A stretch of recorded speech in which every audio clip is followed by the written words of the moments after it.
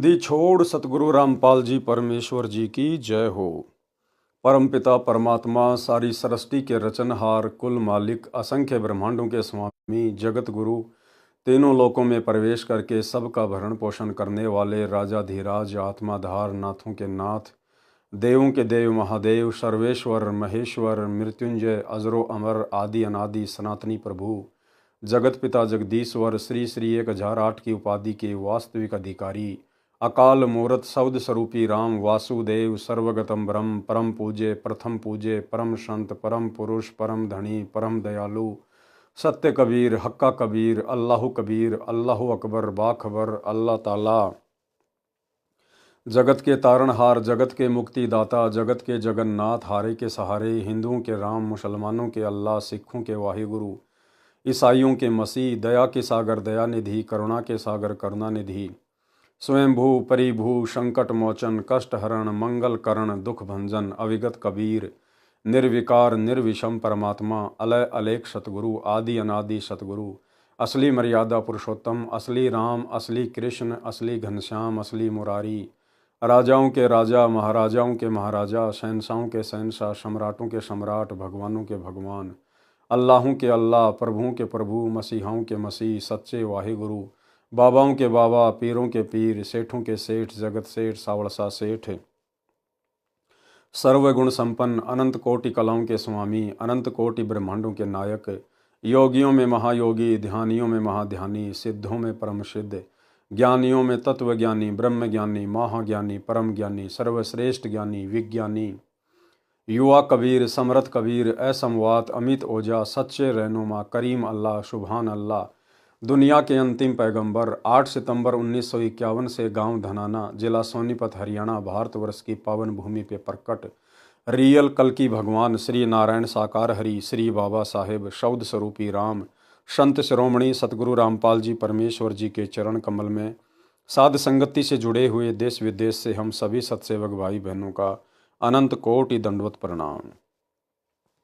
सत्साई भाई और बहनों, दया पूज्य गुरुदेव भगवान की, सतगुरु रामपाल जी परमेश्वर जी की, जिनके विशेष आशीर्वाद से, जिनके विशेष रहमो करम से आप और हम सभी साध संगति से जुड़े हुए सत्सेवक भाई बहन गुरुदेव के तत्व ज्ञान को आधार बनाकर अपनी आत्मा के कल्याण हेतु निरंतर भक्ति मार्ग पर आगे की ओर बढ़ रहे हैं। भाई और बहनों, गुरुदेव भगवान की विशेष रजा, विशेष मेहर आप और हम सभी आत्माओं के ऊपर, जो हमें भक्ति मार्ग से संबंधित गूढ़ रहस्य उन्हीं के कर कमल से लिखित पवित्र ग्रंथ मुक्ति बोध से जानने, सुनने, पढ़ने और समझने को मिल रहे हैं। तो भाई और बहनों, मुक्ति बोध के ऊपर वीडियो बनाने की श्रृंखला जारी है। इसी श्रृंखला में आज हमारा ये तीसरे नंबर का वीडियो है। आज के वीडियो में परमात्मा ने सुमिरन के अंग का सारांश बताया है, जिसको अब हम आगे पढ़ेंगे। पवित्र ग्रंथ मुक्ति बोध, पेज नंबर 17, सुमरन के अंग का सरलार्थ, राग बिलावल से शब्द नंबर 17 भी पढ़ें। तत् कहन को राम है दूजा ना देवा, ब्रह्मा विष्णु महेश से जाके करते हैं सेवा। तत् कहन को राम है दूजा नहीं देवा, ब्रह्मा विष्णु महेश से जाके करते हैं सेवा। यानी एकमात्र परमात्मा कहने का अधिकारी, देवता कहने का अधिकारी केवल कबीर परमात्मा है। इसके अलावा ब्रह्मा विष्णु महेश तो उनकी सेवा करते हैं, उनके नौकर तुल्य हैं। जप तप तीरथ थोतरे जाकी क्या आशा, कोट यज्ञ पुण्य दान से जम कटे न फांसा। जप तप तीर्थ थोतरे जाकी क्या आशा, यानी सतगुरु के द्वारा जो भक्ति दी जाती है, जो दान धर्म करने की विधि बताई जाती है, सुमरण की विधि बताई जाती है, जो यज्ञ हवन बताया जाता है, उसके अलावा शास्त्र विरुद्ध जितने भी जप तप हैं, तीर्थ हैं, धाम हैं, आप चाहे कितनी उनकी यात्रा कर लो, कितना आप जी उन शास्त्र विरुद्ध मंत्रों का जाप कर लो, कितने आप जी व्रत कर लो, आपको किसी प्रकार से इस काल की जेल से छुटकारा नहीं मिल सकता। यम के दंड से, कर्म दंड से छुटकारा नहीं मिलता। तो गुरुदेव भगवान कहते हैं कि उनकी हम क्या आशा करें, जिनसे हमारा कोई काम ही ना सरे। जब तब तीर्थ थो तरे जाकी क्या आशा, कोटि यज्ञ पुण्य दान से जम कटे न फाशा। चाहे करोड़ों गाय दान कर दो, करोड़ों यज्ञ हवन करवा दो, लेकिन काल का दंड नहीं मिट सकता। जप तप तीर्थ थो तरे जाकी क्या आशा, कोट यज्ञ पुण्य दान से जम कटे न फाशा। यहाँ देन वहां लेन है यो मिटे न झगड़ा, वह बिना पंथ की बाट है पावे को दगरा। यानी बिना पंथ की बाट है, बिना रास्ते का सफर है, कैसे पाओगे उस परमात्मा को। इस काल ने तो हमें कर्मदंड में फंसा के रखा हुआ है। यहाँ लेन वहां देन है, यहाँ पर भक्ति करो जैसी भी आपको बता दी गई है, अपना भक्ति धन जमा करो और ऊपर जाकर ऊपर के लोकों में उसको समाप्त कर दो, अपने वो पुण्य भोग कर।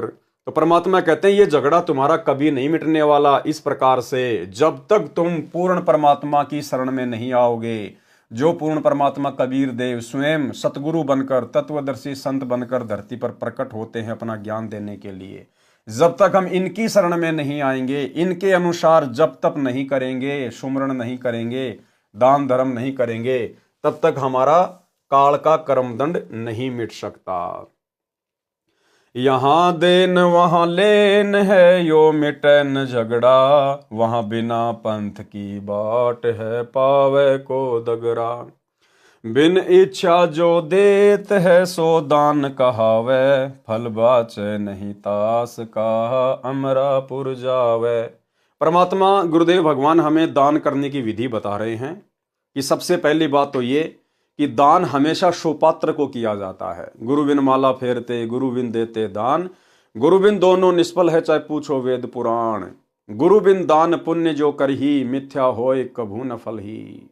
और सुपात्र वर्तमान में इस पूरी पृथ्वी पर केवल सतगुरु रामपाल जी हैं, और कोई सुपात्र नहीं है जो आपका ज्योति पाठ और दान का पैसा लेने का अधिकारी है। तो कहते हैं सुपात्र को ही दान करना चाहिए, और दान भी निष्काम भाव से, बिना किसी इच्छा के। कोई सांसारिक या भौतिक डिमांड इच्छा आपकी नहीं होनी चाहिए, अन्यथा वो दान आपका यहीं पे खत्म हो जाएगा, वो आपके मोक्ष में किसी प्रकार से कोई काम नहीं आएगा। और यदि हम बिना किसी इच्छा के दान धर्म करते हैं सुपात्र को, तो वो दान धर्म हमारी यहाँ की आवश्यक इच्छित सांसारिक भौतिक इच्छाओं की भी पूर्ति करेगा, यानी हमें यहाँ भी परमात्मा सर्व लाभ देंगे, संकट में हमारी सहायता करेंगे, और वो दान हमारा मोक्ष में भी सहायक होगा। इसलिए गुरुदेव भगवान साधक को कह रहे हैं कि जब भी आप दान पुण्य करो, ज्योति पाठ करो, तो निष्काम भाव से करो, मन में कोई इच्छा मत रखो सिवाय मोक्ष के, आत्म कल्याण के, फिर वो दोनों जगह काम करेगा।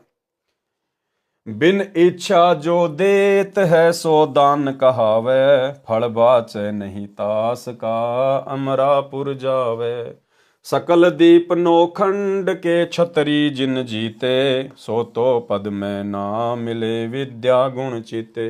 सकल दीप नोखंड के छतरी जिन जीते, और सोतो पद में ना मिले विद्या गुण चीते। यानी परशुराम जैसे जिन्होंने पूरी पृथ्वी के क्षत्रियों को काट दिया था, कहते हैं वो भी इस जंग को जीत नहीं पाया, यही काल के चक्कर में फंसा हुआ है जन्म और मरण में, क्योंकि बिना सतगुरु की सत भक्ति के यम दंड मिट ही नहीं सकता। कोटि उनचा पृथ्वी जिन दीनी दाना, परशुराम अवतार कुकीनी कुर्बाना। कंचन मेर सुमेर रे आए सब माही, काम धेनु कल वृक्ष रे सोदान कराही। सुर नर मुनि जन से वही सनकादिक ध्यावे, शेष सहस मुख रटत है जक पार ना पावे।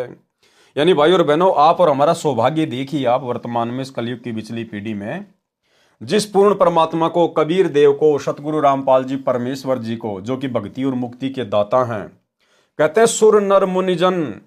सुर यानी जितने भी देवता हैं, नर यानी जितने भी इंसान हैं, बड़े बड़े साधक हैं, मुनिजन सेव ही यानी जिसकी पूजा करते हैं, शनकादिक ध्यावें, शेष सहस यानी जो शेष नाग है वो भी अपने 1000 मुख से उस परमात्मा का नाम रटता है, जपता है, लेकिन उसके बाद भी वो उस पूर्ण परमात्मा की गति को प्राप्त नहीं हो पा रहे, उनको वो वास्तविक नाम प्राप्त नहीं है, इन सबको वो वास्तविक सतगुरु प्राप्त नहीं है, जो बड़े सौभाग्य से आज आप और हमें प्राप्त है।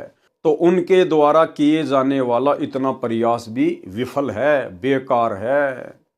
और आप और हमें आज वो परमात्मा मिल गया जिनकी सत्य भक्ति से थोड़े समय में यदि हम मर्यादा में रहकर इस भक्ति मार्ग पर डटे रहे तो हम पूर्ण मोक्ष प्राप्त कर सकते हैं। तो आप और हम भाई बहन, बिचली पीढ़ी वाले, ये सुर नर मुनिजन सनकादिक शेषनाग, इन सब से कितने परम सौभाग्यशाली हैं। सुर नर मुनिजन से वही सनकादिक ध्यावे, शेष सहस मुख रटत है जाका पार ना पावे। ब्रह्मा विष्णु महेश रे देवा दरबारी, शंख कल्प युग हो गए जाके खुले न तारी। सर्व कला संपूर्ण रे सब पीरन का पीरा, अनंत लोक में गाज है जाका नाम कबीरा। आज वो कबीर परमात्मा हमें प्राप्त हो चुके हैं। परले संख असंख रे पल माही बिहानी, गरीबदास निज नाम की महिमा हम जानी। यानी गरीबदास जी हमें बता रहे हैं कि इस निज नाम की कितनी जबरदस्त महिमा है। ये निज नाम कितना जबरदस्त है, आपके सदा सदा के लिए 84 के यम फंद को समाप्त कर देगा। वाणी नंबर 1-2। गरीब ऐसा अवगत राम है, आदि अंत ना कोई, वार पार कीमत नहीं, अचल हिरंबर सोई। गरीब ऐसा अविगत राम है, अगम अगोचर नूर, सुन स्नेही आदि है, सकल लोक भरपूर। यानी अविगत राम यानी कबीर परमेश्वर सतगुरु रामपाल जी की महिमा की गई है। संत गरीबदास जी ने जिसको अविगत राम परम दिव्य पुरुष कहा है, वह कबीर परमेश्वर काशी शहर में जुलाई की भूमिका किया करता था और वर्तमान में गांव धनाना, जिला सोनीपत, हरियाणा में प्रकट होकर इस परमेश्वर ने आप और हमें जगाने के लिए आज एक सामान्य संत की, एक आम व्यक्ति की भूमिका की है। गरीब सब पदवी के मूल हैं, सकल सिद्धि हैं तीर, दास गरीब सतपुरुष बजो, अविगत कला कबीर। गरीब अनंत कोटि ब्रह्मांड का, एक रति नहीं भार, सतगुरु पुरुष कबीर हैं कुल के सिरजनहार। गरीब हम सुल्तानी नानक तारे, दादू को उपदेश दिया, जाति जुलाहा भेद न पाया, काशी माहे कबीर हुआ।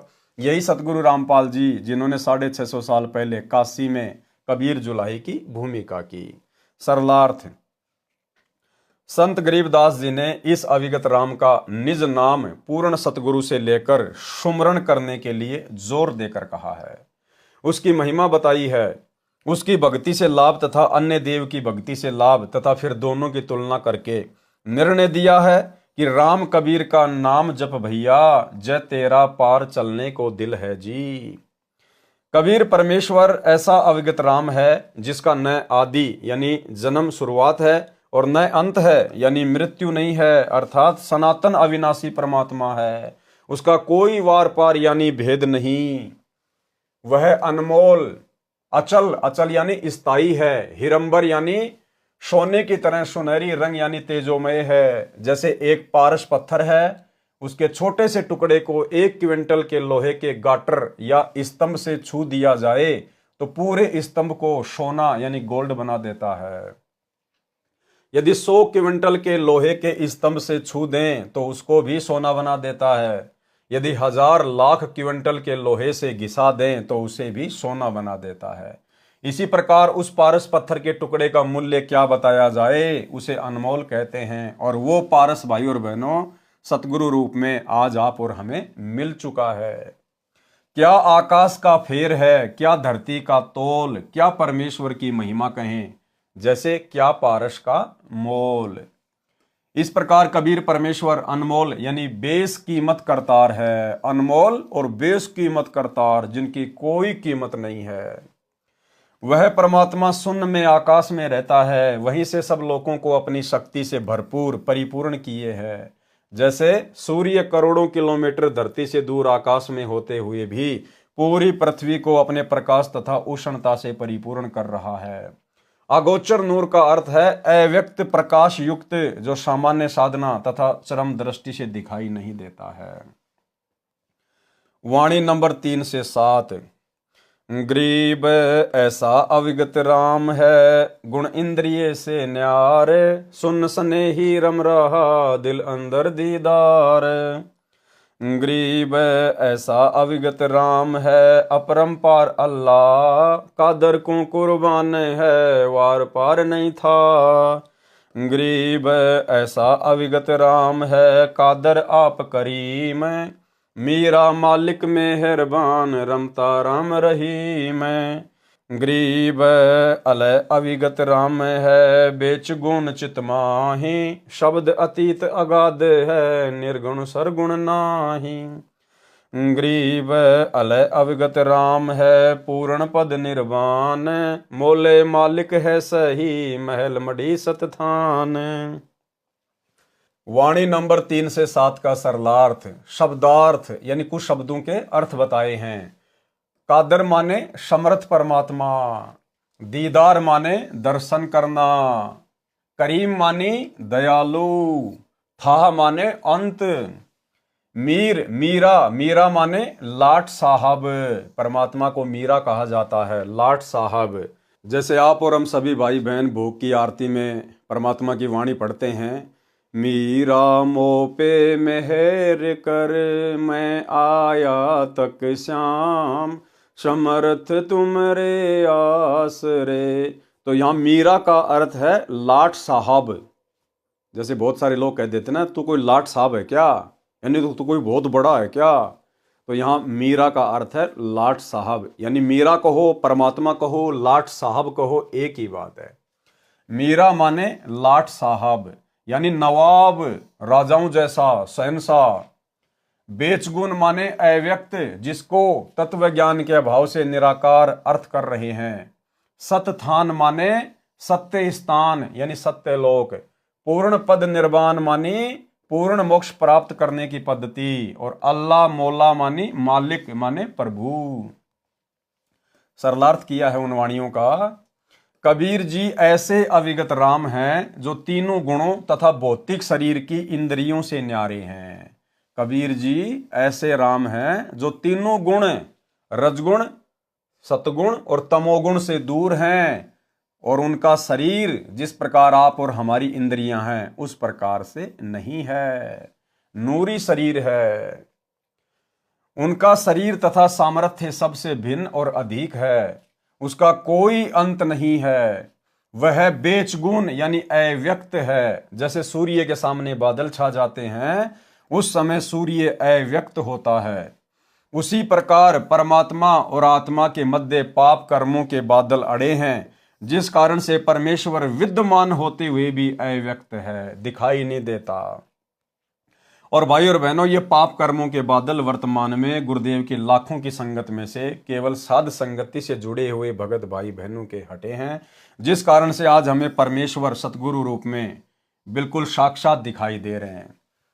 आज वही कबीर परमात्मा, वही परमेश्वर सतगुरु रामपाल जी के रूप में धरती पर प्रकट हैं, आप और हमारे सतगुरुदेव के रूप में हैं। लेकिन आज भी सतलोक आश्रमों से जुड़े हुए 90% भाई बहन तत्व ज्ञान के अभाव में अपने सतगुरुदेव की पहचान नहीं कर पा रहे हैं। साध संगति से ना जुड़ पाने के कारण अपने गुरुदेव को कबीर परमेश्वर के रूप में नहीं पहचान पा रहे हैं, जबकि कबीर परमेश्वर साक्षात सतगुरु के रूप में धरती पर विद्यमान हैं, प्रकट हैं। लेकिन पाप कर्मों के कारण वे आत्माएं अपने गुरु को परमात्मा के रूप में नहीं देख पा रही हैं। जिस प्रकार गुरुदेव ने बताया कि सूर्य बिल्कुल विद्यमान है आकाश में, लेकिन बीच में बादल आ गए, जिस कारण से वो अव्यक्त हो गया, दिखाई नहीं दे रहा। वो प्रत्यक्ष है, विद्यमान है, लेकिन बादल बीच में आ गए। इसी प्रकार जब भगत के पाप कर्म ज्यादा होते हैं तो वो बादल की तरह आत्मा और परमात्मा के बीच में आ जाते हैं। साक्षात व्यक्त होने के बावजूद भी वो दिखाई नहीं देता। तो भाई और बहनों, ये जो पाप कर्म के बादल हैं ये केवल वर्तमान में साध संगति से जुड़े हुए भगत भाई बहनों को हटे हैं, जिस कारण से आज हमें वो कबीर परमात्मा अपने गुरु भगवान के रूप में स्पष्ट दिखाई दे रहे हैं। और हमने घर घर में परमेश्वर का आसन लगा दिया, सभी सत्सेवक भाई बहनों ने परमेश्वर का बेड लगा दिया, और गीता अध्याय 3 श्लोक 13 के अनुसार इस परमेश्वर को, पूर्ण परमात्मा को प्रतिदिन भोग लगाया जाता है, भोग की आरती के साथ। तो आप और हमें स्पष्ट दिखाई दे रहे हैं। क्यों? क्योंकि गुरुदेव की भक्ति से, गुरुदेव के आशीर्वाद से, हमारी भाव और श्रद्धा से हमारे जो पाप कर्म रूपी बादल थे वो हट गए हैं। उसी प्रकार परमात्मा और आत्मा के बीच पाप कर्मों के बादल अड़े हैं, जिस कारण से परमेश्वर विद्यमान होते हुए भी अव्यक्त है, दिखाई नहीं देता। ग्रीब जैसे सूरज के आगे बदरा, ऐसे कर्म छयारे, प्रेम की पवन करे चित मंजन, झलके तेज नयारे। भावार्थ, सत्य साधना शास्त्रोक्त विधि से करने से परमात्मा के प्रति प्रेम उत्पन्न होता है। सुमरण यानी सुमरण करना, जाप करना। सुमरण करते समय या परमेश्वर की महिमा सुनते तथा परमात्मा का विचार आने पर प्रभु प्रेम में आंसू बहने लगते हैं। कौन से प्रभु के प्रेम में? सतगुरु को याद करके, सतगुरु की मनमोहिनी सलोनी सूरत को याद करके। यदि भगत की आंखों में आंसू आते हैं तो समझो उसके पाप कर्म धीरे धीरे समाप्त हो रहे हैं, जो पाप कर्म नाश होने का प्रतीक होता है। जैसे तेज वायु चलने से बादल तितर बितर हो जाते हैं, सूर्य का प्रकाश स्पष्ट नया ताजा दिखाई देने लगता है, इसी प्रकार नाम जाप से उत्पन्न प्रेम की आंधी से आत्मा तथा परमात्मा के सामने से पाप कर्म रूपी बादल तितर बितर हो जाते हैं। फिर परमेश्वर जी दिव्य दृष्टि से दिखाई देते हैं। तो भाई और बहनों, आज आप और हमारी दिव्य दृष्टि खोल रखी है गुरुदेव भगवान ने, तब हमें कहीं जाकर गुरु में परमात्मा के दर्शन हो रहे हैं, क्योंकि ये हमारी दिव्य दृष्टि खुलने का प्रतीक है। उसका नूर यानी प्रकाश पहले अगोचर था, फिर दिव्य दृष्टि गोचर हुआ। उसी परमेश्वर की भक्ति से पूर्ण निर्वाण यानी पूर्ण मोक्ष प्राप्त होता है। वह मौला परमात्मा शतधाम शतलोक में रहता है। सुमरण के अंग की वाणी नंबर 8 से 12। ग्रीब अलय अवगत राम है, निराधारों का आधार, नाम निरंतर लीजिए रोम रोम की लार। यानी वो अविगत अलय राम यानी कबीर परमात्मा जो वर्तमान में सतगुरु के रूप में धरती पर प्रकट है, वो निराधारों का आधार है, जिसका सब कुछ लुट पिट चुका हो, जो बेसहारा हो, जिस आत्मा का कोई आधार नहीं हो, वो परमात्मा उसका आधार है। यदि हम उसकी शरण में आ जाते हैं तो ग्रीब अलय अवगत राम है, निराधारों आधार, नाम निरंतर लीजिए रोम रोम की लार। ग्रीब अलय अवगत राम है, निर्वाणी निर्बंध, नाम निरंतर लीजिए ध्यान चकोरा चंद। यानी वो परमात्मा मोक्ष प्राप्त है, निर्वाणी है, निर्बंध है, उसकी शक्ति का कोई वारन पार नहीं है, अथाह है। यानी गुरुदेव भगवान की महिमा की गई है। ग्रीब अलय अवगत राम है, निर्वाणी निर्बंध, नाम निरंतर लीजिए ध्यान चकोरा चंद। ग्रीब अलय अवगत राम है, कीमत कही न जाई, नाम निरंतर लीजिए मुख से कह न सुनाई। ग्रीब अलय अवगत राम है, निर्वाणी निर्बंध, नाम निरंतर लीजिए ज्यों हिल मिल मीन संबंध।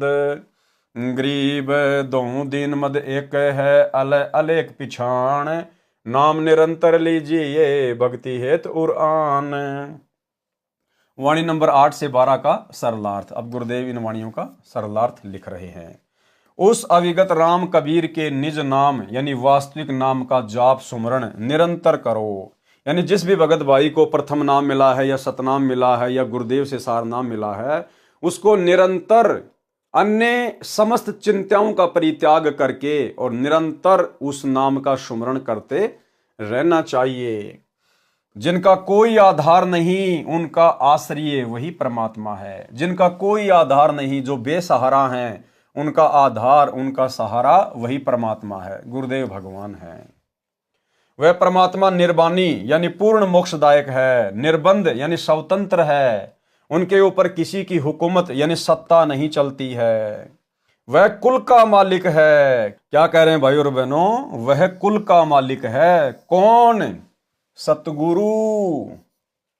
विशेष संदेश नंबर 71, उसमें गुरुदेव भगवान कह रहे हैं कि ये काल ब्रह्म अर्जुन को गीता का ज्ञान देते समय कह रहा है कि अर्जुन, यदि तुझे पूर्ण मोक्ष प्राप्त करना है तो गीता अध्याय 4 श्लोक 34 में वर्णित उस तत्वदर्शी संत की शरण में जा, उसको भली भांति दंडवत प्रणाम कर आधीनी के साथ पेश आ, तब वो महात्मा तुझे तत्व ज्ञान का उपदेश करेंगे और वही कुल का मालिक है।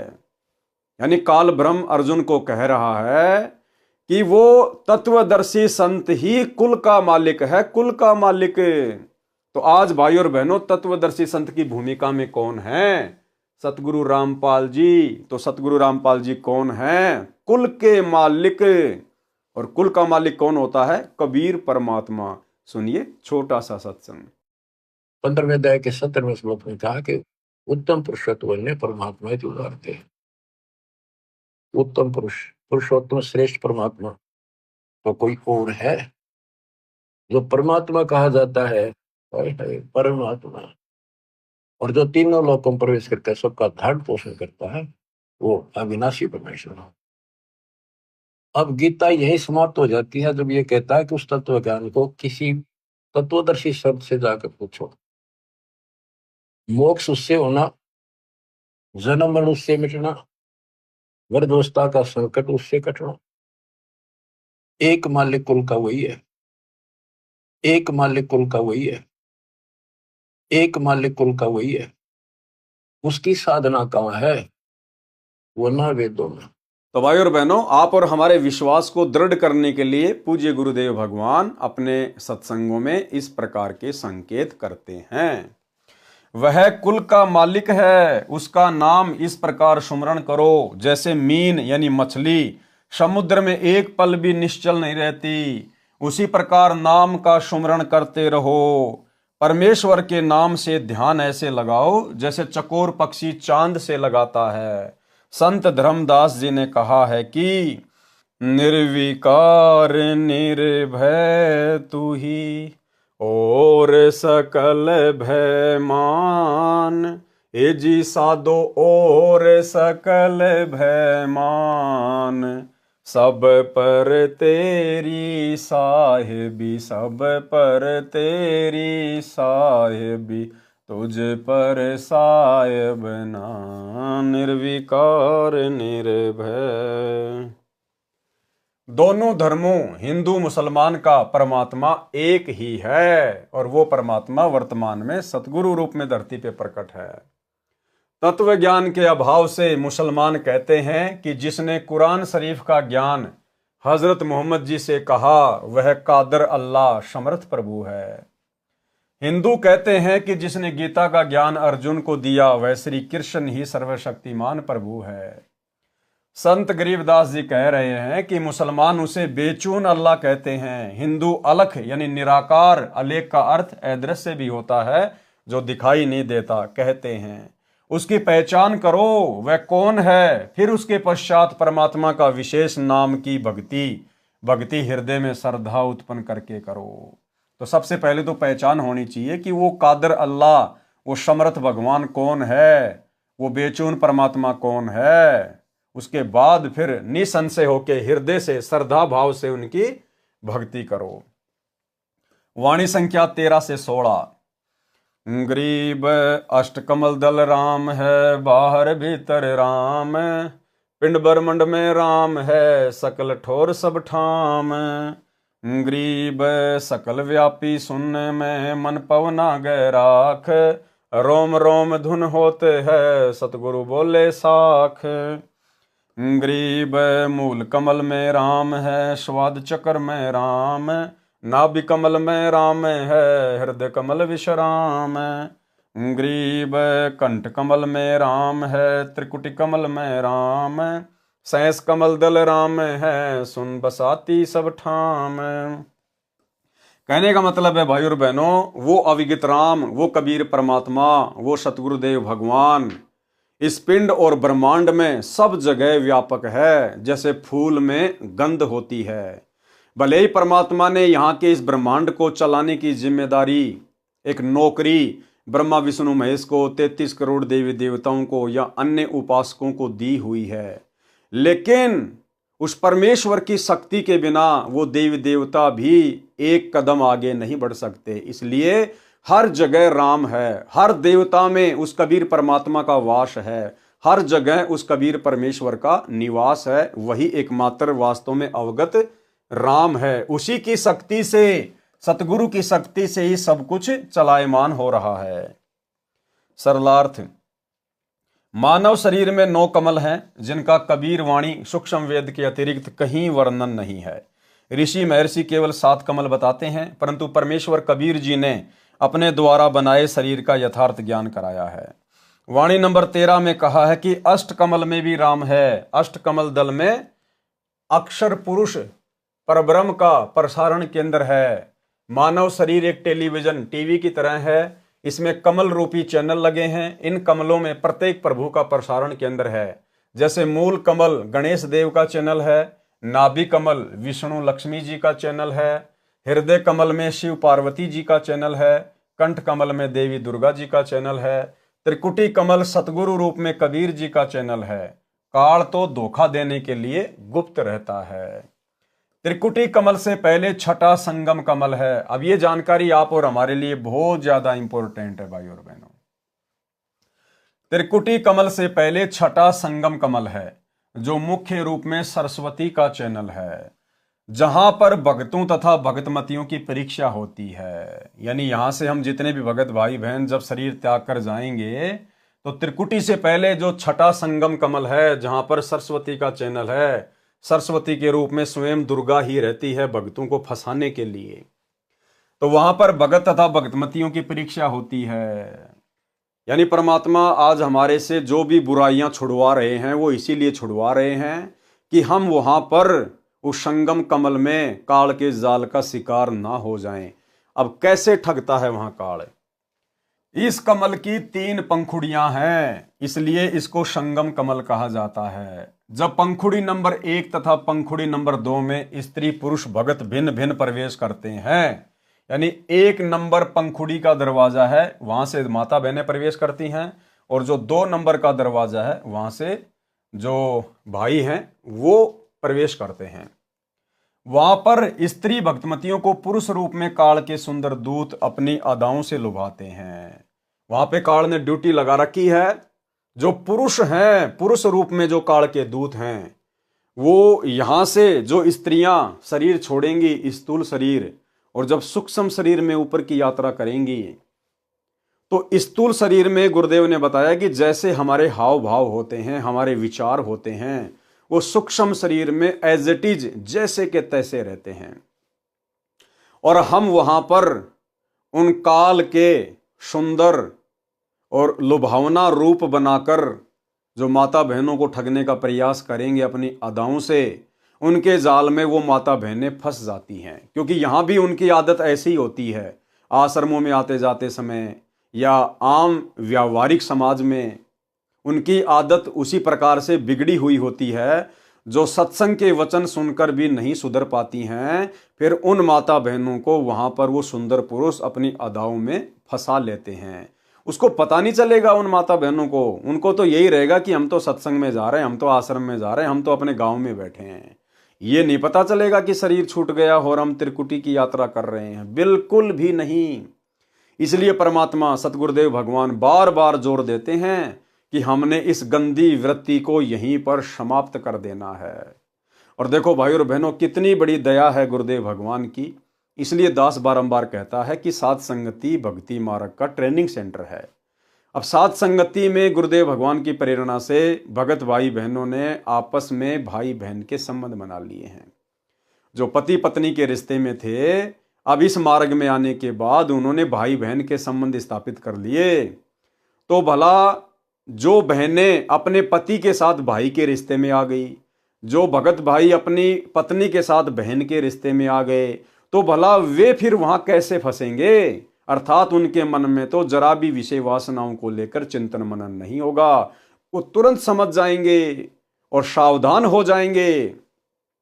जैसे वर्तमान में सतलोक आश्रमों में यदि कोई भगत भाई बहन उल्टी हरकतें करते हैं या साध संगति से जुड़ी हुई कोई निकम्मी आत्मा उल्टी हरकत करती है तो तुरंत सत्सेवक भाई बहन उनको समझाते हैं, उनको जगाते हैं कि तुम क्या कर रहे हो भैया, अरे मोक्ष प्राप्ति के लिए जुड़े हैं सतगुरु से, ये गंदे कर्म करते करते तो असंख्य योग बीत गए, 84 लाख योनियों में जाओगे, यही कर्म करोगे, ये मनुष्य देह मिली है, इसका सदुपयोग कर लो। तो भला अन्य भगत भाई बहनों को ज्ञान आधार से जो समझाते हैं और जो स्वयं भी उन कुकर्मों से दूर हैं, फिर वे आत्माएं वहां पर सचेत हो जाएंगी, वो ध्यान ही नहीं देंगी उनकी तरफ कि हमारा इनसे क्या लेना देना। यही बातें तो गुरुदेव भगवान हमारे को दिन रात बताया करते थे। तो साध संगति भक्ति मार्ग का ट्रेनिंग सेंटर है। और दूसरी तरफ सतलोक आश्रम, अब वहां की स्थिति स्वयं गुरुदेव भगवान अपने मुख कमल से बयान कर रहे हैं कि इन आश्रमों के तो कोऑर्डिनेटरों की भी अभी तक गंदी वृत्ति नहीं निकली है।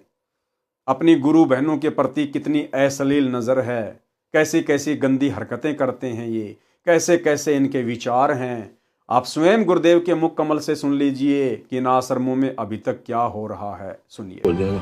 तो भाई और बहनों, ये दया गुरुदेव भगवान की वर्तमान में साध संगत पर है और हमने इस दया को इसी प्रकार से बना के रखना है ताकि हम संगम कमल में काल के जाल का शिकार ना हो।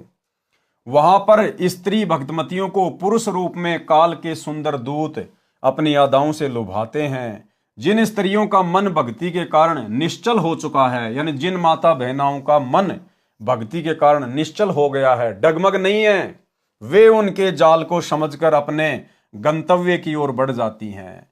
और जो कच्ची होती हैं वे वही आड़ पकड़ जाती हैं, वो उनके चक्रों में आ जाती हैं, उनकी अदाओं पे आकर्षित हो जाएंगी। वो उनको दूत वहां बने सुंदर एकांत स्थान पर ले जाकर उनसे यौन संबंध बनाकर भ्रष्ट करके काल जाल में फंसाकर सरस्वती रूप में विराजमान दुर्गा देवी के पास ले जाते हैं। वह उस भगतमती को बहुत प्यार देती है, कौन? दुर्गा, तथा अपने स्थान पर रख लेती है। कुछ दिन उपरांत धर्मराज के दरबार में ले जाकर उसका हिसाब करवाया जाता है। तत्पश्चात उसके पुण्य तथा भक्ति कर्म अनुसार स्वर्ग में अप्सरा बना दी जाती है। इसी प्रकार पुरुष भगत पंखुड़ी 2 में प्रवेश करते हैं। वहां पर 72 करोड़ सुंदर अप्सराएं रहती हैं। उन पुरुषों को वे अपनी अदाओं से लुभाकर जाल में फंसाती हैं। किन पुरुषों को? जो यहां पर उसी प्रकार की गंदी सोच में लिप्त रहेंगे, भक्ति करते करते भी जिनकी गंदी सोच नहीं निकली है। जैसे कुछ ही समय पहले साध संगति से 2 आत्माओं को निकाला गया है, भगत राजेश दास और एक भगतमती थी, उसका नाम मुझे वर्तमान में ध्यान नहीं आ रहा। वो दिल्ली की रहने वाली थी। उनकी अश्लील चैट उनके मोबाइल में पकड़ी गई। बाहर संगत में तो भाई बहन होने का दिखावा कर रहे थे, अंदर ही अंदर काल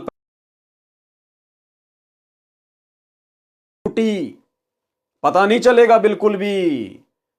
तो हमने तो हमेशा यही सोच के भक्ति करनी है कि हम तो त्रिकुटी पे खड़े हैं, और यदि हमसे जरा सी भी चूक हो गई अब हमारा तो सारा बना बनाया काम बिगड़ जाएगा। तो उन दोनों के लिए वो जयपुर की साध संगति वो त्रिकुटी थी, त्रिकुटी। और वहां से उनको परमेश्वर ने रिजेक्ट मार दिया, क्योंकि ये गंदगी भक्ति मार्ग में नहीं चलेगी।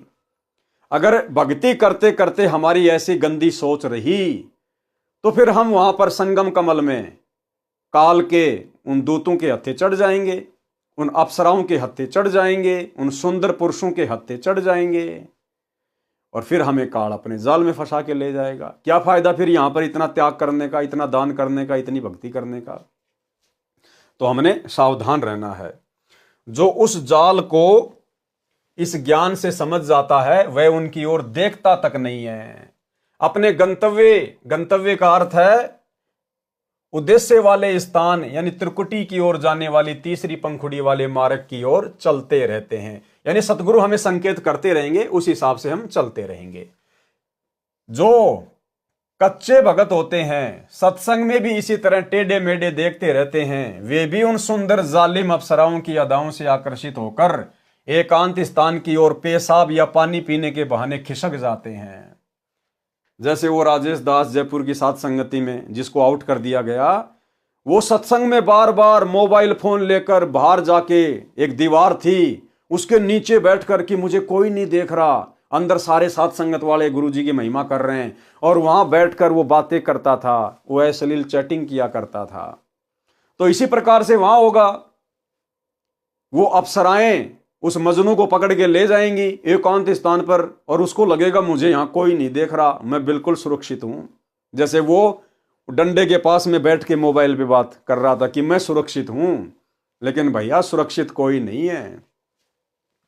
जो कच्चे भगत होते हैं सत्संग में भी इसी तरह टेढ़े मेढ़े देखते रहते हैं, वे भी उन सुंदर जालिम अप्सराओं की अदाओं से आकर्षित होकर एकांत स्थान की ओर पेशाब या पानी पीने के बहाने खिसक जाते हैं। आगे वह अप्सरा संकेत करके आगे आगे चल पड़ती है, पीछे पीछे मजनू भगत इधर उधर देखता हुआ अपने आप को सुरक्षित जानकर उस काल के कूप में गिरकर नष्ट हो जाता है। उसको भी कुछ दिनों उपरांत उसी अप्सरा के साथ धर्मराज की कोर्ट में भेजकर उसके कर्मों का हिसाब करवाकर स्वर्ग में कर्मानुसार देवपद या पारखत पद देकर उसको ठग लिया जाता है। इसलिए भाई और बहनों, गुरुदेव भगवान बार बार अपने सत्संग में कहते हैं कि पुण्यात्माओं, तुम त्रिकुटी की परीक्षा में फेल ना हो पाओ, इसके लिए तुम यहीं पर अपने धर्म कर्म को ठीक कर लो, अपनी सोच को ठीक कर लो। एक छोटा सा सत्संग जिसमें गुरुदेव बार बार त्रिकुटी की परीक्षा का जिक्र करते हैं, सुनिए। बताया जाता है कभी अपनी नियत किसी के दूसरे के धन पे या पराई स्त्री पे भूल कर सपने में भी नहीं करना।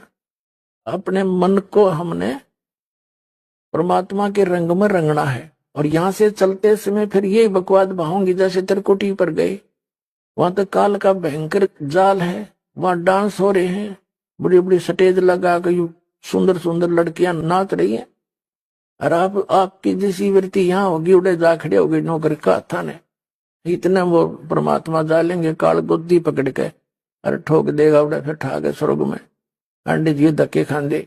ये कर्मता संग जन्म हो गया हमने करता ने।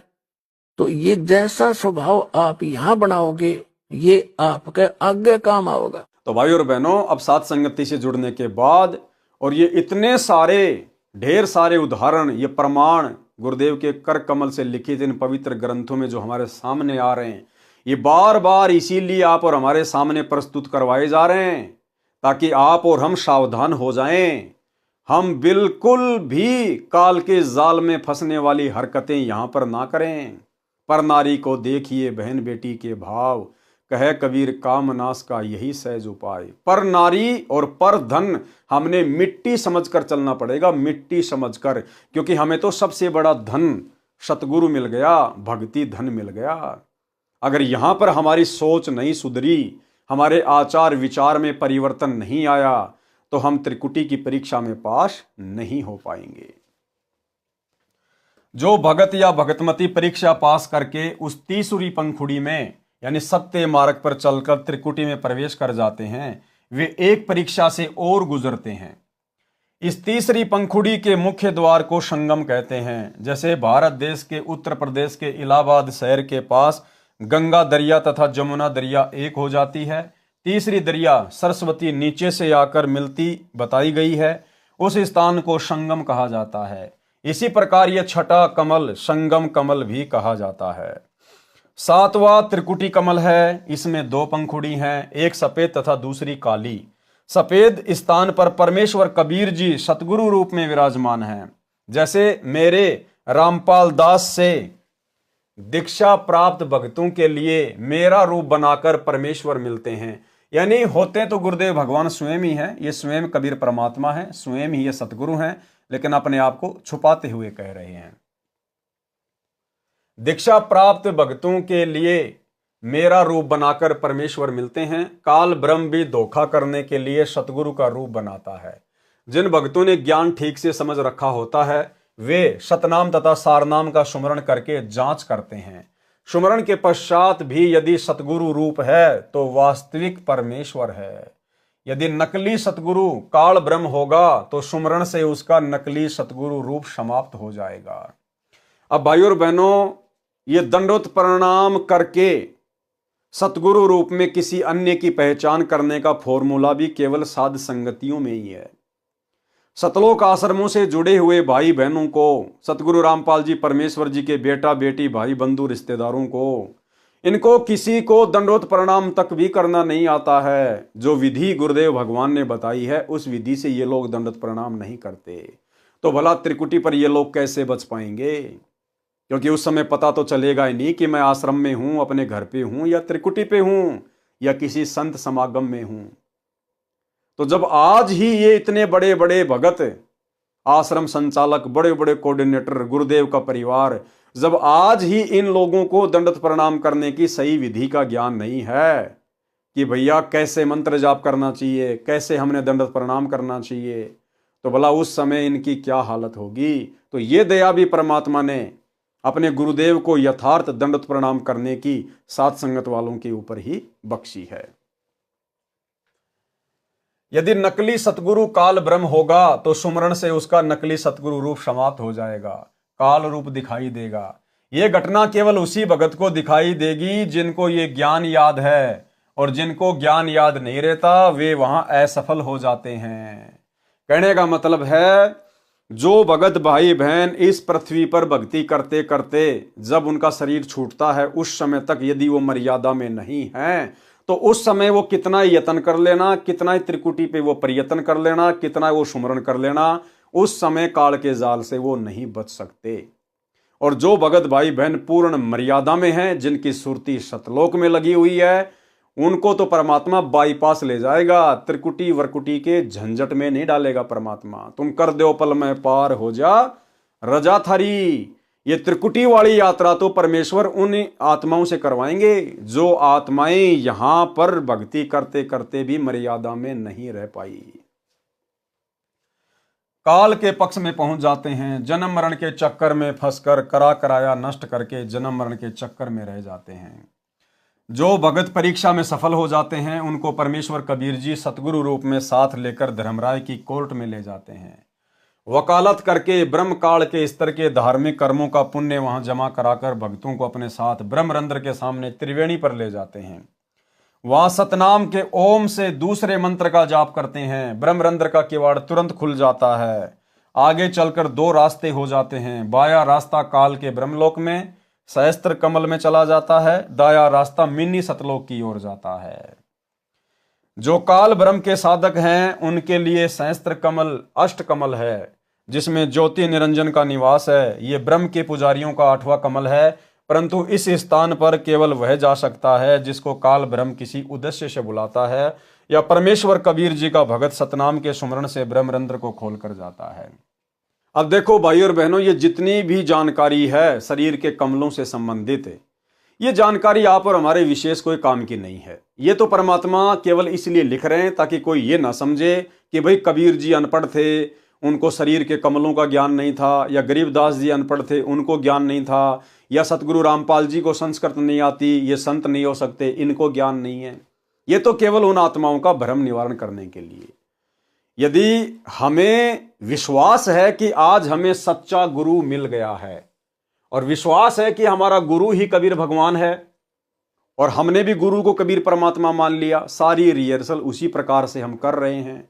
नकली भगवानों को हमने अपने घर से बाहर निकाल दिया। दाढ़ी मूंछ वाली कबीर जी की फोटो को हम भगवान नहीं मानते, ना हम जून के महीने में उसका कबीर प्रकट दिवस मनाते। और यदि हम मर्यादा में रहकर भक्ति कर रहे हैं तो भाई और बहनों, हमने इन कमलों की जानकारी से कोई लेना देना नहीं है। आगे का कार्य फिर कबीर परमेश्वर सतगुरु रामपाल जी का है। भाई और बहनों, यदि हमने जयपुर से दिल्ली जाना है और हमारे पास में बस का टिकट है और हम अपनी उचित सीट पर बैठ गए हैं और बस चल पड़ी है, तो हमने बार बार विंडो से मुंह निकालकर देखने की जरूरत नहीं कि दिल्ली कहां सी है, दिल्ली कहां सी है, क्या आ गया, क्या आ गया।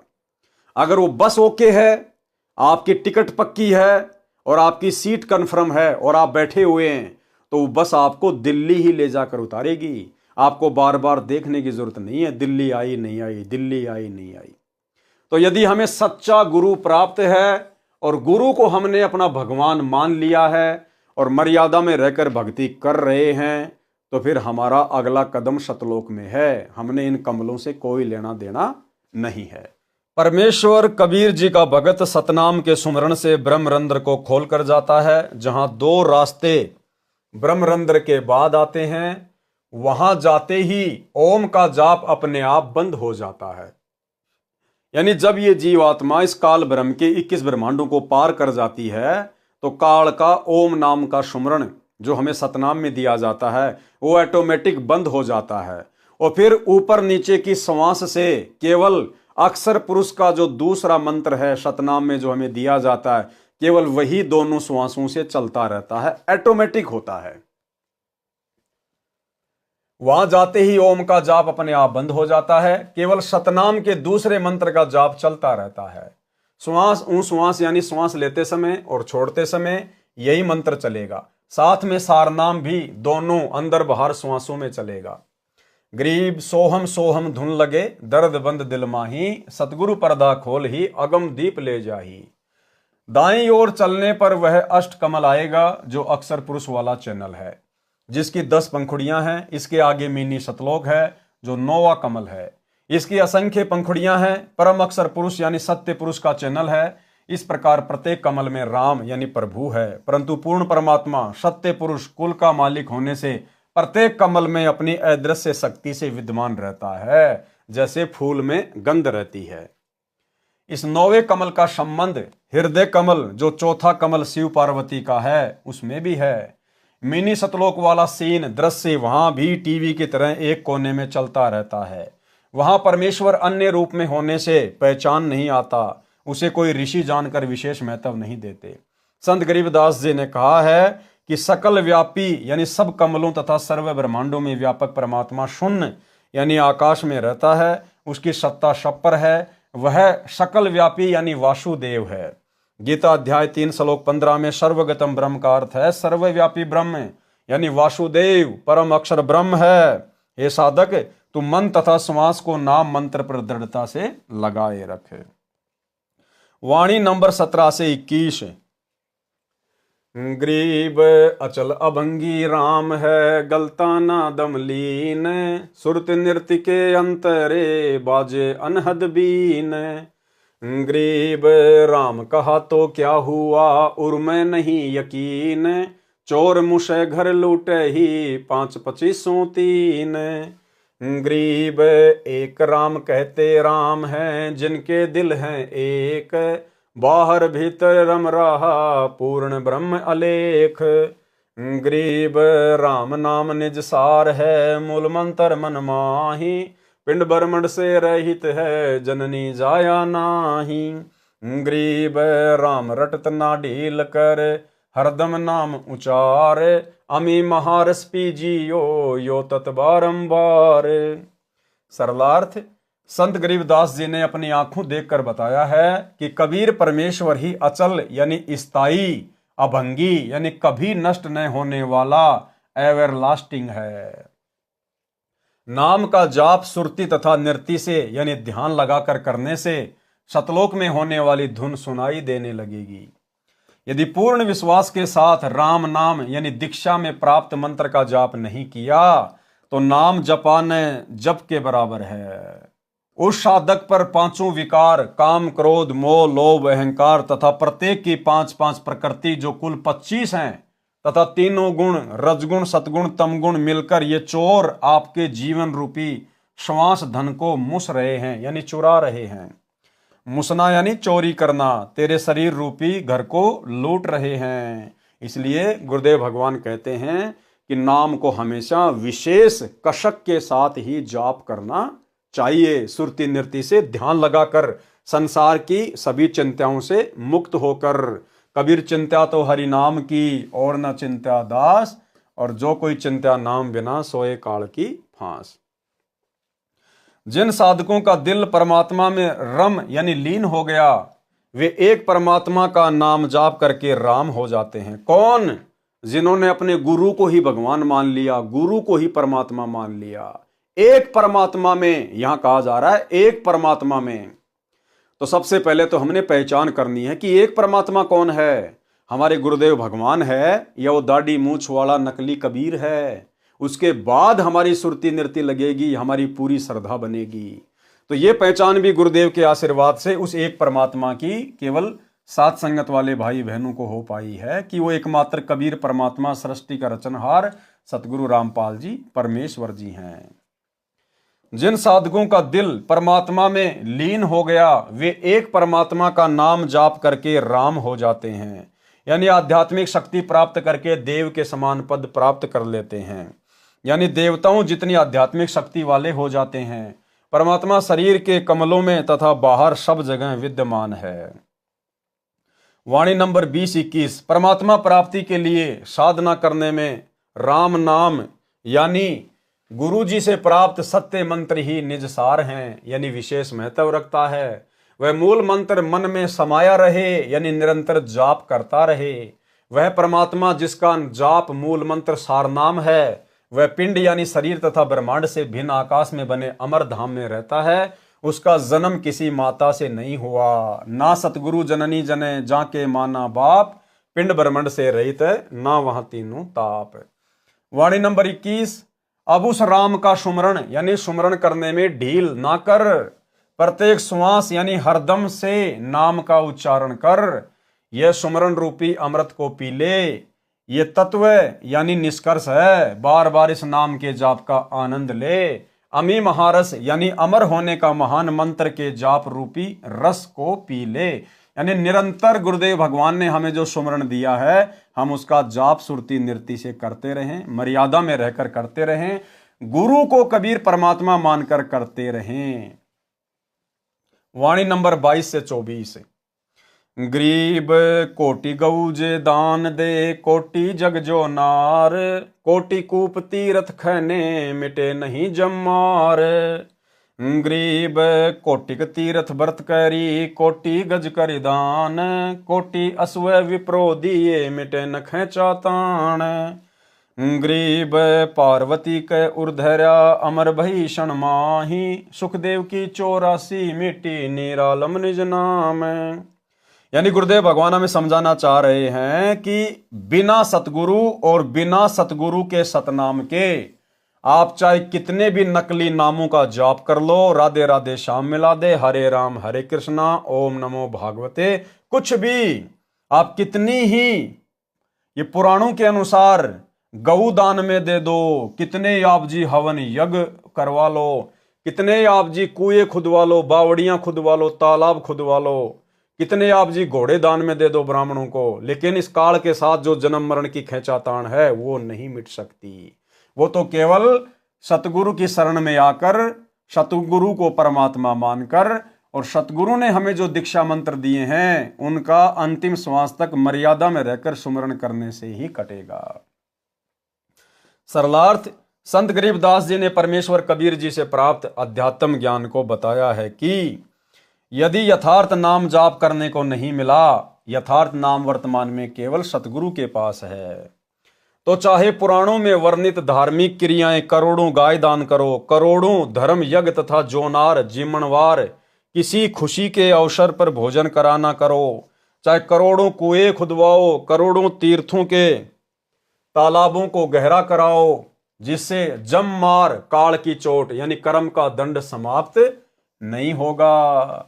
चाहे करोड़ों तीर्थों का भ्रमण करो, करोड़ों व्रत रखो, करोड़ों हाथी दान करो, चाहे करोड़ों घोड़े ब्राह्मणों को दान करो, उससे जन्म मरण तथा कर्म के दंड से होने वाली खेचातान यानी दुर्गति समाप्त नहीं हो सकती। भक्ति मुक्ति के दाता सतगुरु भक्ति मुक्ति के दाता, और उस साहिब के हुक्म बिना नहीं तरवर पात हिलंता। केवल गुरु ही भक्ति और मुक्ति के दाता हैं। वाणी नंबर 24 का भावार्थ है कि जैसे पार्वती पत्नी शिव शंकर को जितना अमृतत्व भगवान शिव जितनी आयु नाम प्राप्ति के बाद जिएगी, फिर दोनों की मृत्यु होगी, इतना मोक्ष भी देवी जी को शिव जी को गुरु मानकर निज मंत्रों का जाप करने से प्राप्त हुआ है। ऋषि वेद व्यास जी के पुत्र सुखदेव जी को अपनी पूर्व जन्म सिद्धि का अहंकार था, जिस कारण से बिना गुरु धारण किए ऊपर के लोकों में सिद्धि से उड़कर चला जाता था। जब श्री विष्णु जी ने उसे समझाया और स्वर्ग में रहने नहीं दिया, तब उसकी बुद्धि ठिकाने आई। राजा जनक से दीक्षा ली, तब सुखदेव जी की उतनी मुक्ति हुई जितनी मुक्ति उस नाम से हो सकती थी। परमेश्वर कबीर जी अपने विधान अनुसार राजा जनक को भी त्रेता युग में मिले थे। उनको केवल हरियम नाम जाप करने को दिया था, क्योंकि वे श्री विष्णु जी के भगत थे।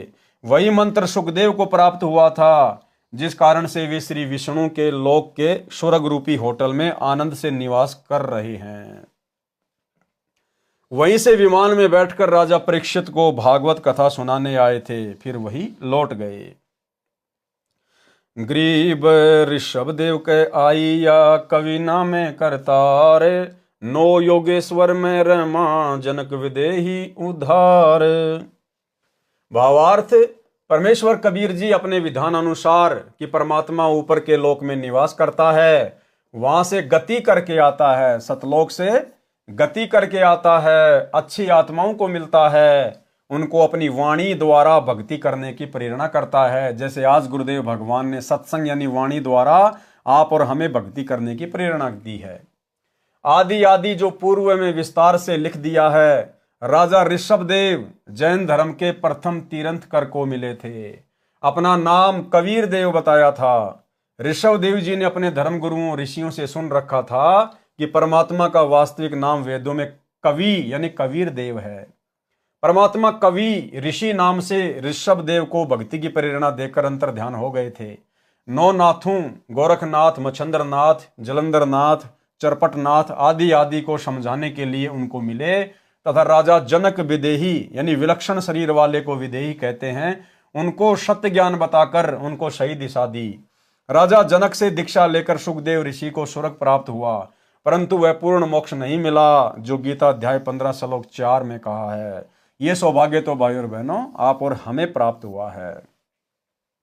तत्वदर्शी संत से तत्व ज्ञान समझने के पश्चात आध्यात्मिक अज्ञान को तत्व ज्ञान रूपी शस्त्र से काटकर उसके पश्चात परमेश्वर के उस परम पद की खोज करनी चाहिए, जहां जाने के पश्चात साधक लौटकर संसार में कभी नहीं आते। जिस परमेश्वर से संसार रूपी वृक्ष की प्रवृत्ति विस्तार को प्राप्त हुई है, यानी जिस परमेश्वर ने संसार की रचना की है, केवल उसी की भक्ति करो। यानी जब हमें सतगुरु मिल जाए और सतगुरु का जब हमें तत्व ज्ञान सुनने को मिल जाए, सतगुरु का तत्व ज्ञान सबसे बड़ा शस्त्र है जो अज्ञान, पाखंड और शास्त्र विरुद्ध साधनाओं का सत्यानाश कर देता है। उसके बाद साधक की सुरति फिर सतलोक में लग जाती है, अपने गुरु के चरणों में लग जाती है और वही साधक अंत में पूर्ण मोक्ष प्राप्त कर पाता है। वाणी नंबर 24 में यही स्पष्ट किया है कि यदि स्वर्ग जाने की भी तमन्ना है तो वे विशेष निज मंत्रों के जाप से ही पूरी होगी, परंतु ये इच्छा तत्व ज्ञान के अभाव से है। जैसे गीता अध्याय 2 श्लोक 46 में बहुत सटीक उदाहरण दिया है कि सब ओर से परिपूर्ण जलाशय प्राप्त हो जाने पर छोटे जलाशय में मनुष्य का जितना प्रयोजन रह जाता है, उसी प्रकार तत्व ज्ञान की प्राप्ति के पश्चात विद्वान पुरुष का वेदों यजुर्वेद, सामवेद, अर्थर्वेद, ऋग्वेद में प्रयोजन रह जाता है। भावार्थ, तत्व ज्ञान की प्राप्ति के पश्चात अन्य देवताओं से होने वाले क्षणिक लाभ, स्वर्ग व राज्य प्राप्ति से अधिक सुख समय तथा पूर्ण मोक्ष, गीता अध्याय 15 श्लोक 4 वाला मोक्ष जो परमेश्वर परम अक्षर ब्रह्म, गीता अध्याय 8 श्लोक 3, 8, 9, 10, 20 से 22 वाले परमेश्वर के जाप से होता है, उसकी जानकारी के पश्चात साधक की जितनी श्रद्धा अन्य देवताओं में रह जाती है। यानी जब हमें सतगुरु मिल जाएगा, सतगुरु से हमें पूरा तत्व ज्ञान मिल जाएगा, सृष्टि रचना का अनमोल ज्ञान सुनने को मिल जाएगा, अध्यात्म का दाना दाना सतगुरु हमें समझा देगा, उसके बाद हमारी आस्था यहाँ के देवी देवताओं के लोक में जाने की, स्वर्ग में जाने की बनेगी ही नहीं। जिस प्रकार आदमी किसी छोटे तालाब के सहारे है और यदि उसको किसी बड़े तालाब का पता चल जाए तो बड़े तालाब की प्राप्ति के बाद जैसी आस्था उसकी छोटे तालाब में रह जाती है, ऐसी स्थिति सतगुरु से पूर्ण ज्ञान प्राप्त करने के बाद इन देवी देवताओं की भक्ति और इनके लोकों में रह जाती है। कबीर एक साधे सब सदें, सब साधे सब जाए, माली सींचे मूल को फले फूले अघाए। और भाई वो एकमात्र साधना के योग्य परमात्मा वर्तमान में सतगुरु रामपाल जी हैं।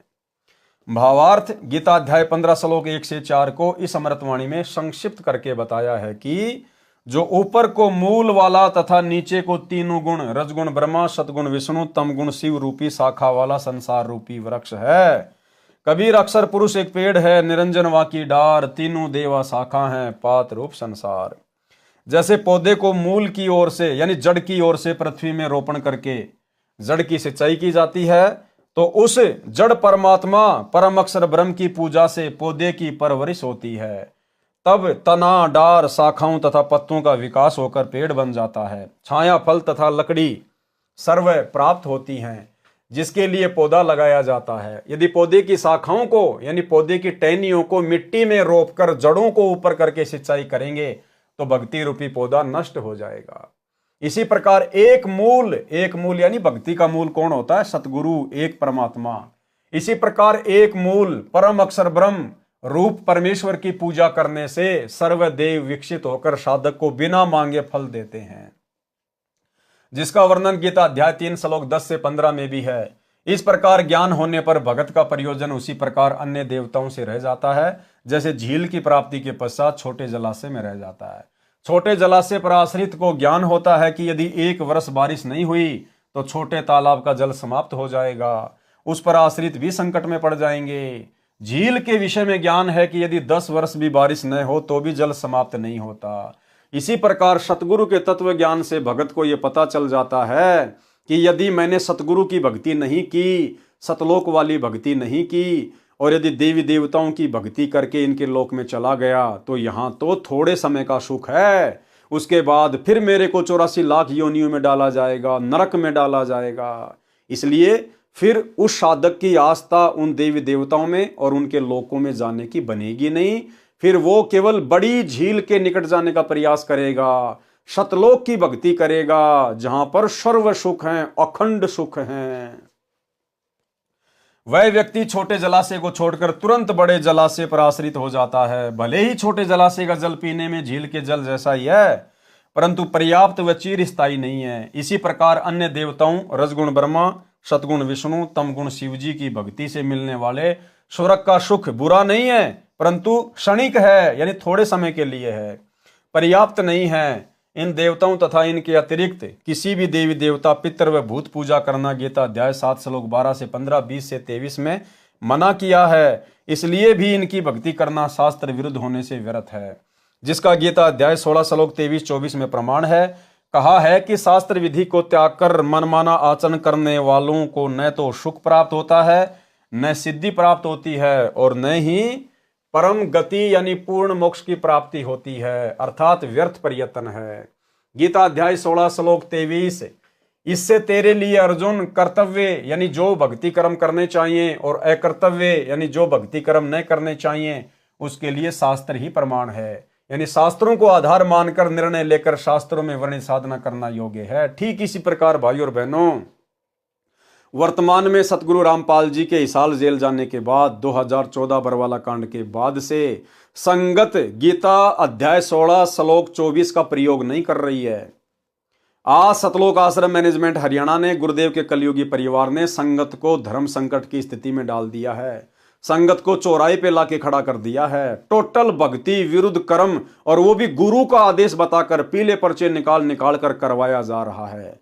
जैसे गांव धनाना में अपने आश्रम चलाने के लिए, गांव वालों को खुश करने के लिए 1 करोड़ रुपए की लागत से बैडमिंटन का स्टेडियम बना दिया, जो गुरु के विधान के विपरीत है। सतलोक आश्रम धनाना में 10 एकड़ जमीन में बहुत बड़े हॉस्पिटल का काम शुरू कर दिया गया, जो कि गुरु के सत्संगों के विपरीत है। गोहाना की जांट धर्मशाला का 5वां फ्लोर, जो लगभग 1 करोड़ रुपए की लागत से बनेगा, सतगुरु रामपाल जी के बड़े बेटे वीरेंद्र ने ठेका ले लिया, जो कि टोटल भक्ति और नियमों के विपरीत है। इसके अलावा भक्तों से कभी कांग्रेस को समर्थन करवाना, कभी बीजेपी को समर्थन करवाना, गंदी राजनीति करवाना, गुंडों की सीबीआई जांच का समर्थन करवाना, उसके लिए भक्तों के दान का पैसा देना, आरक्षणों में भगत समाज को बैठा देना, उसके लिए करोड़ों में चंदे के रूप में भक्तों के ज्योति पाठ और दान का पैसा देना, और भी ना जाने कितने कुकर्म, आश्रमों में दुनिया भर का पाखंड, मिट्टी के बैल, रंगोली बनाना, ब्याह शादी की तरह आश्रम को डेकोरेटेड करना और दुनिया भर के आडंबर, ये सब मनमाना आचरण है। लेकिन भगत समाज गीता अध्याय 16 श्लोक 24 का प्रयोग नहीं कर रहा कि कौन से भक्ति कर्म करने योग्य हैं और कौन से भक्ति कर्म ना करने योग्य हैं। इसका निर्णय तो केवल शास्त्र करेंगे, और सतगुरु की शरण में आने के बाद में सतगुरु के सत्संग, सतगुरु के कर कमल से लिखित पुस्तकें भगत के लिए सबसे बड़ा शास्त्र होता है। और यदि गुरुदेव के सत्संग में इन सब कुकर्मों का उल्लेख नहीं है तो भाई और बहनों फिर आप जी मनमाना आचरण कर रहे हैं। शास्त्र विधि को त्याग कर मनमाना आचरण जो आपसे वर्तमान में इन आश्रमों में करवाया जा रहा है। और हम सत्सेवक भाई बहन हमने गीता अध्याय 16 श्लोक 24 को अपने काम में लिया। हमने इस श्लोक के आधार से जो भी उल्टे आचरण करने के आदेश, जो भी घटिया कर्म करने के आदेश सतलोक आश्रम मैनेजमेंट हरियाणा के द्वारा संगत में पारित किए गए, हमने सीधे सीधे उनके ऊपर अमल ना करके पहले अपने गुरुदेव भगवान के सत्संगों को बीच में रखा, गुरुदेव भगवान के शास्त्रों को, उनकी पुस्तकों को बीच में रखा, अर्थात ज्ञान को आधार बनाकर सोचा कि जो कर्म हमसे वर्तमान में कोऑर्डिनेटरों के माध्यम से या गुरुदेव के परिवार वालों के माध्यम से करवाए जा रहे हैं ये गुरुदेव के सत्संगों के अनुसार है या सत्संगों के विपरीत है। और जब हमें लगा कि ये तो शास्त्र विधि को त्याग के मनमाना आचरण करवाया जा रहा है तो हमने बिल्कुल नकार दिया कि भैया हम तुम लोगों के कहे अनुसार भक्ति मार्ग पर ये उल्टे कर्म नहीं कर सकते। तो भाई और बहनों आज हमारी जान बची, अर्थात हमारी भक्ति बची, हमारी मर्यादा बची। बाकी सतलोक आश्रमों से जुड़े हुए भाई बहनों की कोई मर्यादा सुरक्षित नहीं है। वाणी नंबर 25। गरीब अगम अनाहद भूमि है जहां नाम का दीप एक पलक बिछुड़े नहीं रहता नैनों बीच। सरलार्थ उस परमेश्वर का द्वीप यानी सतलोक अगम अनाहद काल के तथा अक्षर पुरुष के लोकों से आगे वाली विशाल धरती है। अनहद माने जिसकी हद यानी सीमा ना हो। सतलोक विसीमित है, वह परमात्मा तत्व ज्ञान प्राप्त साधक की आंखों का तारा बनकर रहता है। अब देखो बहुत सारे भगत भाई बहन शंका जाहिर करते हैं, वैसे तो गुरुदेव भगवान ने अपने सत्संगों में कई बार जिक्र किया है, तो कई भगत भाई बहन कहते हैं कि भगत जी मुझे अपनी आंखों के सामने जो है वो काली काली धारियां सी दिखाई देती हैं, कोई कहता कि वो मक्खी जैसी दिखाई देती है, आंखें बंद करते हैं तो भी वो दिखाई देती है। तो गुरुदेव ने बताया वो क्या है, वो आपकी भक्ति का पैमाना है। अगर आपको अपनी आंखों के सामने वो काली काली धाराएं दिखाई देती हैं, किसी को वो जो है मक्खी जैसी, तो किसी को लाइन जैसी, तो किसी को स्प्रिंग जैसी, अगर यूं नजर करेंगे तो वो इधर जाएगा, यूं नजर करेंगे तो इधर जाएगा, ऊपर देखेंगे तो ऊपर को जाएगा, आंखें बंद करेंगे तो भी वो दिखाई देगा। तो गुरुदेव ने बताया ये आपकी भक्ति कमाई है जो आपकी आंखों के सामने दिखाई देती है। और जिस भगत को ये दिखाई देता है इसका मतलब है कि सतगुरु सदा उसके साथ में है। सतगुरु एक क्षण भी उस भगत से दूर नहीं होता है। वो कमाई उसके पिछले जन्म की भी हो सकती है, वो कमाई उसकी वर्तमान भक्ति से भी हो सकती है, और उस कमाई को हमने सुरक्षित रखना चाहिए।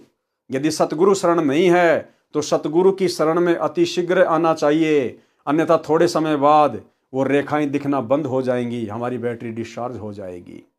और यदि हम सतगुरु की शरण में आ जाते हैं तो उसके बाद वो बढ़ती चली जाएंगी। ना बढ़ें तो भी कोई बड़ी बात नहीं है, समाप्त हो जाएं तो भी कोई बड़ी बात नहीं है, वो समाप्त भी सतगुरु के आशीर्वाद से होंगी। लेकिन एक बार आपको विश्वास दिलाने के लिए परमात्मा आपको दिखाता है कि आपकी भक्ति सही चल रही है और सतगुरु पल पल आपके साथ में है। वह परमात्मा तत्व ज्ञान प्राप्त साधक की आंखों का तारा बनकर रहता है।